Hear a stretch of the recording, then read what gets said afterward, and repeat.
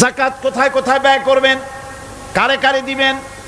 আল্লাহ রাব্বুল আলামিন বলেন, ইন্নামাস সাদাকাতু লিল ফুকারাই ওয়াল মাসাকিন ওয়াল আমিলিনা আলাইহা ওয়াল মুআল্লাফাতি কুলুবুহুম ওয়া ফির রিকাব والغارمين وفي سبيل الله وابن السبيل فريضة من الله والله عليم حكيم।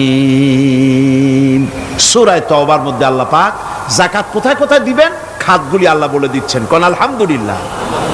যেখানে সেখানে যাকাত দেওয়া যাবে না। যাকাতের জন্য খাত হচ্ছে 8টা। যাকাতের জন্য খাত কয়টা? 8টা। 8টি খাতে আপনার যাকাতের টাকা আপনি ব্যবহার করবেন, ব্যয় করবেন। প্রথম দিবেন ফকিরদেরকে। প্রথম দিবেন কাদেরকে? ফকির। ফকির কারা?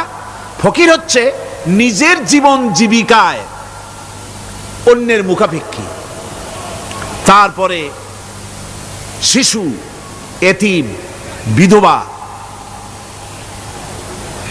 জীবন চালানো খুবই কষ্টকর, অভাবগ্রস্ত লোক, এরা হচ্ছে ফকির। আর মিসকিন হচ্ছে যারা নিজেদের প্রয়োজন উপযোগী অর্থ উপার্জন করার সামর্থ্য নাই, আর মানুষের কাছে আত্মমর্যাদার কারণে হাত পাততেও পারে না। এক কথায় এক গরিব ভদ্রলোক।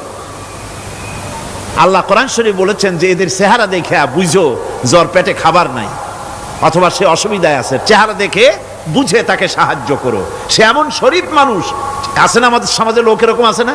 আছে কি না?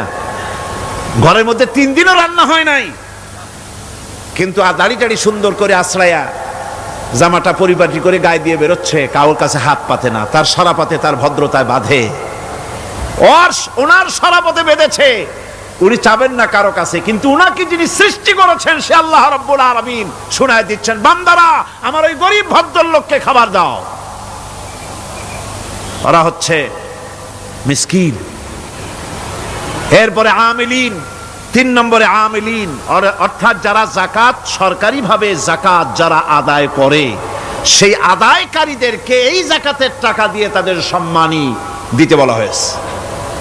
ইসলামী গভর্নমেন্ট আসলে যাকাত তো আর আপনার খুশি মতো থাকবে না, যাকাত দিতে আপনি বাধ্য হবেন। যাকাত দিতে আপনি বাধ্য হবেন। যাকাত আদায় করবে গভর্নমেন্ট। কে আদায় করবে? গভর্নমেন্ট আদায় করবে, আর গভর্নমেন্ট ডিস্ট্রিবিউট করবে।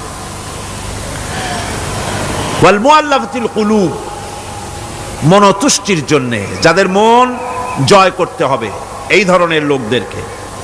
ওয়ার রিকাব, আর গলদেশের মুক্তিদানের জন্য। ওয়াল গারিমিন, আর ঋণগ্রস্ত ব্যক্তি, তাও আবার এমন পর্যায়ের যে ঋণ পরিশোধ করতে গেলে যদি তার এমন অবস্থা হয় যে তার কাছে যাকাত দেওয়ার মতো টাকা থাকে না, এরকমের অবস্থা যদি হয় তাহলে যাকাতের টাকা দিয়ে তার ঋণ পরিশোধ করে দেওয়া যেতে পারে। ফি সাবিলিল্লাহ। এরপরে হচ্ছে জিহাদের রাস্তায়। জিহাদের রাস্তা মানে জিহাদ যখন শুরু হবে সেই জিহাদের ময়দানে আপনি বন্দুক রাইফেল কিনে দেওয়ার সাহায্য করবেন সেটা নয়, কিন্তু শুধু এটাকে বোঝানো হয় নাই। ফি সাবিলিল্লাহ বলতে বোঝানো হয়েছে আল্লাহর রাস্তায় সংগ্রামরত সব ব্যাপারে আপনি সাহায্য করবেন, ইসলামী আন্দোলনের জন্য করবেন।